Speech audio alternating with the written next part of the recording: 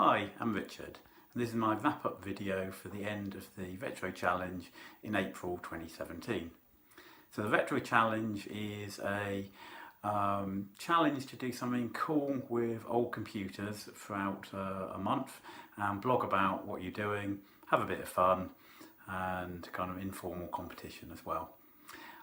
So in this video I'm going to tell you what my inspiration was, why I did this, show you what I've built, have a little look at it working, and then take it apart and show what's inside and vaguely explain how it all works. There's a lot more details on my blog and I'll put a link at the end of the video. So this is what it's all about, old 1980s computers. This is a bit of a hobby of mine, collecting old computers. I think I was around about 25, I reckoned, when I did a kind of informal count, but I haven't audited them recently. So here's a Amstrad 464 that I used in my teenage years, and a Video Genie which I used before that. I more or less learnt to program on a Video Genie. This isn't the actual one I had. I've just recently bought this off eBay because I've no longer had the original one that I learnt on. But as you can see, it's all a little bit of a mess kind of used stuff here. Here my dining table is doubled up as a kind of workstation for soldering everything up for this. When I get the old computers out, it's all a bit of a clutter. And over here in the kitchen we've got kind of more stuff. Here we've got an old Amstrad 6128 running. And over here we've got some of the old clunky stuff that we use with this. This is a double disc drive for the Video Genie, 5¼ inch disc, and 3-inch disc drive for the Amstrad 464. So originally what I set out was to solve the problem of setting up all this kit in a limited space. So to use an old computer you need an old cathode ray monitor and you need all disk drives. So the idea of the project was to do away with the cathode ray monitor by being able to use a modern flat screen monitor and do away with all these clunky disk drives that are rather unreliable. This 3-inch disk drive I had to service and replace all the drive belts in it before I could even read any discs on it. So they're getting quite flaky as well as being bulky, so I wanted to eliminate all this with some new technology. So why can't you just plug an old computer into a modern telly? Because after all, here I've managed to wire up a SCART plug to interface with the Amstrad. So can you not just plug that into a modern flat screen telly? Well, apart from the fact that SCART is disappearing rapidly, you get some problems with digital televisions. And it all comes down to the TV signal that 1980 computers put out. If we zoom in on this cathode ray monitor, you'll see that the letters are all stripy. And that's because they only actually put out every other TV line. A PAL TV signal is 576 visible lines, but this is only actually putting out 288 lines, and it's kind of faking the TV signal.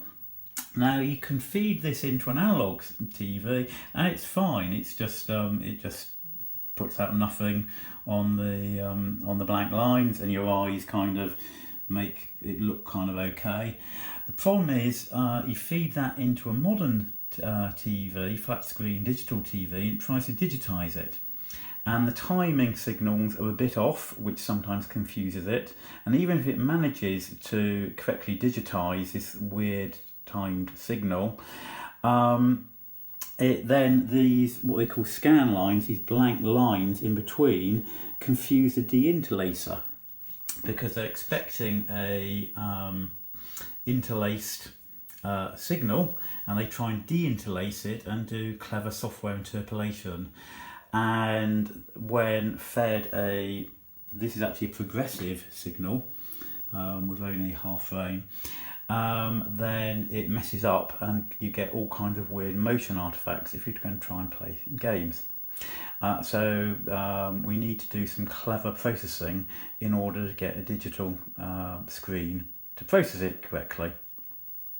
And the other half of my project is a solid state disk drive. So here we can plug in external disk drive to this Amstrad, and it's the same format as on the Video Genie and BBC Micro and TI-994A and various other computers in my collection, which is a 34-pin Shugart floppy disk standard. It's similar to a PC floppy standard, but not quite the same. There are commercial products on the market that you can plug in solid state disks, and indeed I've used one of those products, but I've put my own twist on it. So here's the fruits of my project. This I call the RetroMatic 2000, a gloriously retro name and a gloriously retro look in this rather nice console case, and 1980s style chrome buttons and so on. So let's turn this on and show you what it does. So here we have, coming into it, we have a SCART input, not yet mounted in the case, and similarly a VGA cable. We'll eventually have a port on the outside, and a floppy drive cable. As it says on here, it provides a visual display unit and a disk drive for your retro computer that you've plugged into it.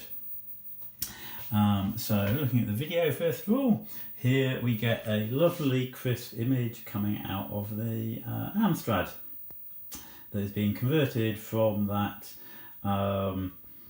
RGB signal on the SCART into a nice VGA output that will go into a modern flat screen monitor with correct modification of the interlacing. But if you look carefully, you'll see this is a nice crisp output, no hint of those scan lines, those stripy characters that you had on the original. So arguably we've done better than the original 1980s output. That we've got a high resolution output out of the low resolution original, which is nice. And so for everyday use, this is probably what you might want to do. But we have got an option on the box to give you the much more nostalgic, authentic look. So if we go down here, and we've only got some very simple menus on here at the moment, but this is a rotary encoder that can scan through all the different menus, and we can turn scan lines on to give us a normal looking output, typical of a 1980s computer. And here, if you look carefully, you'll see that we're actually emulating the stripy characters you had original. So the second part of my project was a disk drive, and on the right hand side of the RetroMatic 2000 is the disk drive half of it. This is running off a USB stick, which at the moment is in the middle inside the case because I haven't yet fitted a USB port. It's still on its way from China. At the moment it's set to the B drive. You can set A, B, C or D drive, or a weird mode, because this Amstrad 6128 doesn't normally allow an external drive to be the A drive, but that's problematic for loading some software that will only load off the A drive. But there's a hack you can do to get it to accept the external drive as an A drive, and so I've implemented that in the switchgear here. At the moment we're on B drive, so we can then over here go and tell the Amstrad to go to the B drive. We haven't inserted a disk yet. So down here we can scroll with this scroll wheel, scroll through the memory stick. So I've got a folder for each computer. So let's go to Amstrad and then to disk 2. Select that, right. And then let's retry that. Okay, so then we can check what's on there. And this is one of my old games discs that has a menu system. So let's load up the menu system and see what happens. I've got some sound effects on the disc for head seek noise as well. That's number 3 is quite a big one, so let's load that up.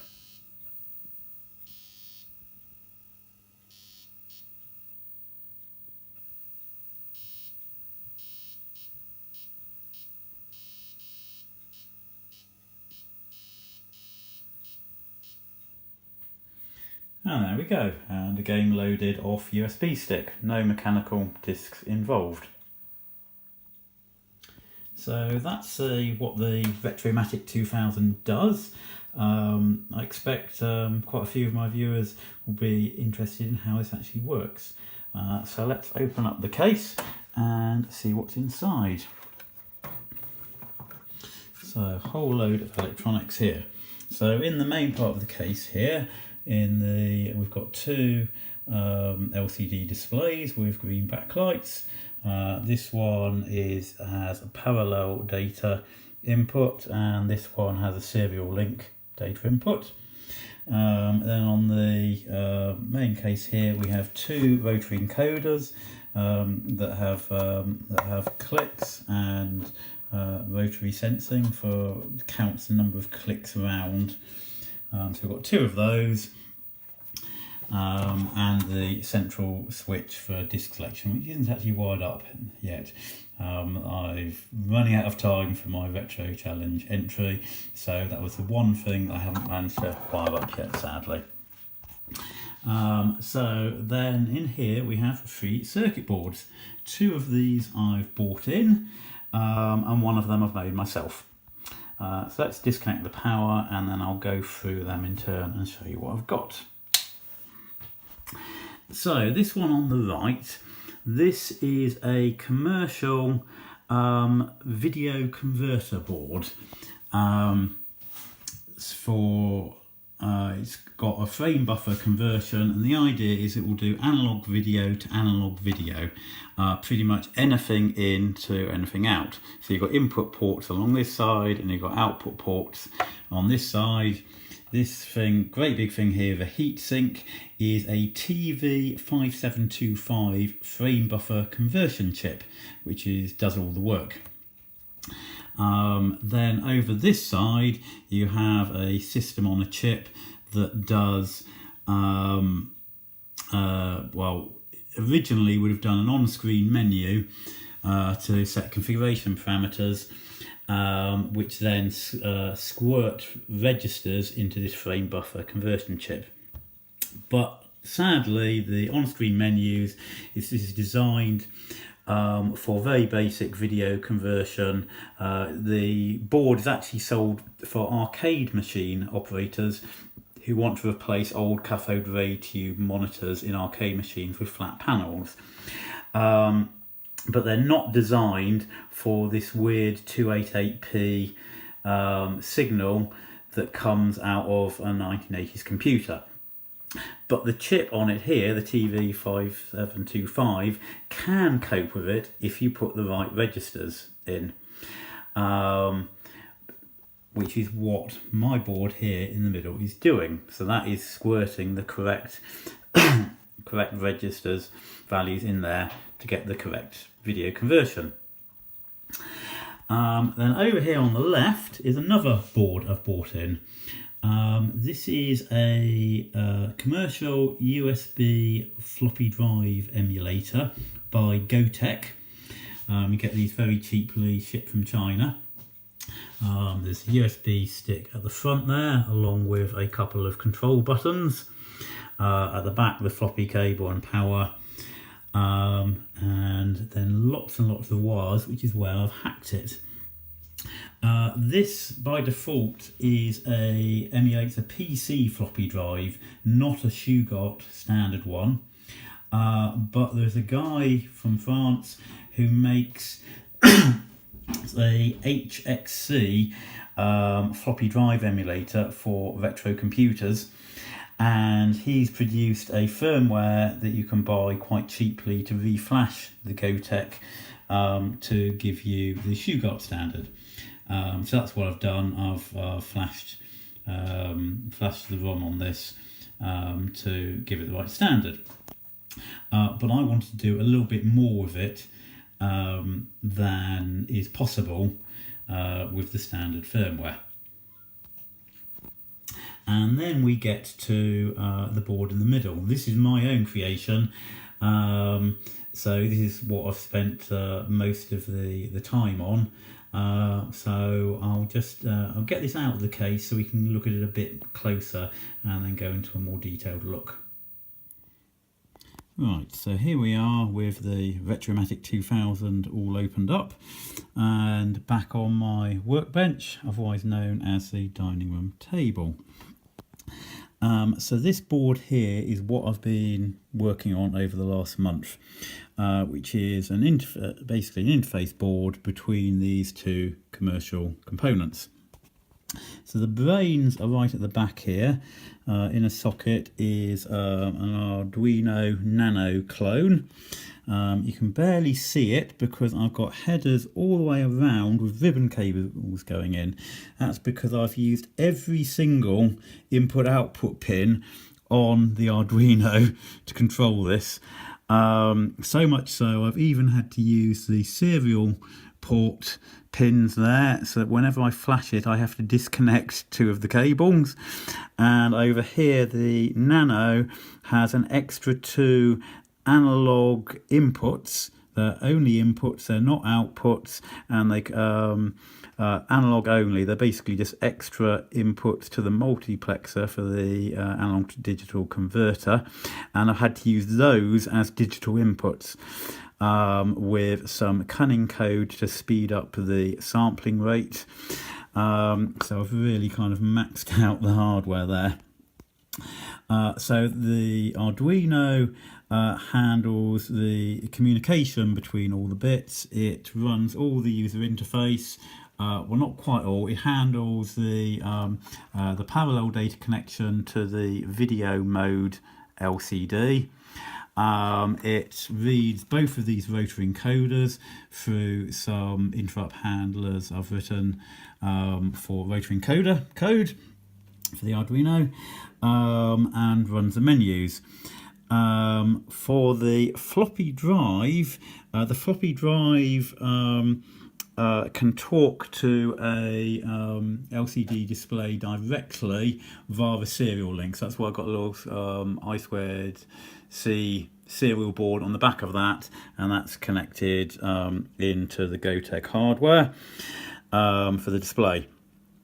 The Gotek hardware normally has two buttons on the front, you can see there, and it's got a header for a third button for when you're running this custom firmware to do left, right and select. I didn't really want to have push buttons when I had this nice rotary encoder for the menus on the video side, so I get the Arduino to read the rotary encoder here and then simulate pushing those buttons over on the floppy drive. So I've soldered in headers here for the onto the two buttons at the front, and they go onto outputs on the Arduino, and then in software I push them whenever you click round on the scroll wheel. The other interfacing I've done to the floppy drive, I go onto the drive select pin, so I can tell whenever the computer has selected this drive, and I interface this yellow wire here to the head step pin on the floppy interface, so I can tell if the drive is selected, and if it's being accessed and a head moved, which is what I use to generate the sound effects. And I also have extra wires soldered on here so that I can use this as a C or D drive, because normally it has jumpers here to select A or B drive. These add C or D drive capability, which will, so those will all eventually go into this multi-selector here, so I can select any drive configuration to go with any computer. Be useful because I've got a TRS-80 and a Video Genie, both with dual drives, and it would be very useful to be able to have a third drive, solid state drive, added onto there. So that's kind of the interfacing with the floppy drive. Then we've got the interfacing with the video board. This is also done through I2C. The video board, normally the system on a chip squirts register values over to this TV5725 chip. We're bypassing this system on a chip completely and squirting the register values in straight from the Arduino. And we put a jumper over the reprogram header for the system on a chip, so it stops it from booting up. This is not my own idea. People have already done this before with mainly Raspberry Pis, and one guy's did it with Arduino, so I've used some of his code to do the I2C interfacing from the Arduino, but I have been reverse engineering all the register values for this chip, so I'm going to be putting in a whole load more video modes and clever stuff, including getting it working with the Video Genie with a monochrome composite input that nobody's done before. I've already tested that, and it's basically working, but I want to change the video modes to kind of crush the blacks a bit, since it is only monochrome, not grayscale. So that's the video board side of things. There's two other things on this board that I've built. So you see there's lots of integrated circuits and electronics on there, so it's not just Arduino. So over at this corner is, you see a little integrated circuit and a couple of resistors and a couple of capacitors. This is what's known as a sync stripper circuit. Some of the 1980s computers were put out a pure RGB and sync signal, which a frame buffer board like this can accept, and the Amstrad is one of those. But many of them put out used a composite video signal as the sync, which old TVs happily would take. A modern frame buffer board like this really needs a separate sync signal. So the sync stripper, it's basically it's an all-in-one IC that is designed to clean up the sync signal out of a composite video, output a pure sync signal.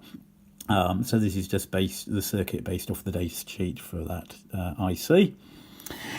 And then this end is what does those rather funky scan lines on the output to emulate an old 288p signal. It's two chips. It's a set of flip-flops and a set of logic gates, and all it does is it counts the output lines on the VGA output and then grounds the signal lines on every other time through. This was invented by, I think it was a Korean chap. There's links on my blog to the design and to a couple of English sites that have explored it in a more understandable fashion for people like me. And then in the middle here we have an analog switch, which is a way for the Arduino to control the scan light generator. So that's basically 4 2-pole switches in there, so it can switch between wide and narrow scan lines, and turn them on and off, and also cope with negative sync, which you get on certain VGA modes. So that kind of allows that to all control that analog circuit.